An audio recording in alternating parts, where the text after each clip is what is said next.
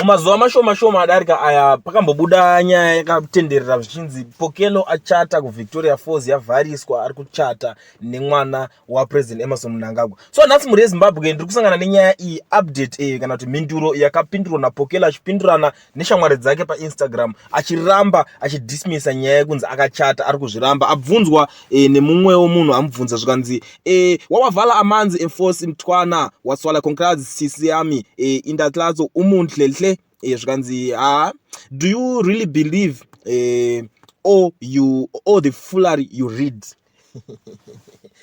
Sekutaura kwatakazviita kana sekuona kwamakazviita zvinhu zvaizvo zvazvisinyasorina proof. Ndakazvitaura pana ndikati nyaya this is just a rumor, hazvina hazvina proof chaizvo.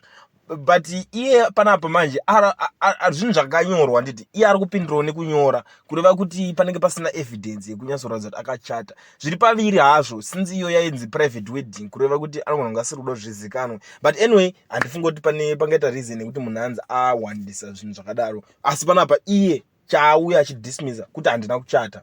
So kana kune vanhu vari kubhiliva kuti akachata, iyo munenge makusirawo kune vamwe, ini ndatoibuda iyo iye ati haana kuchata, ndatopedza basa zo.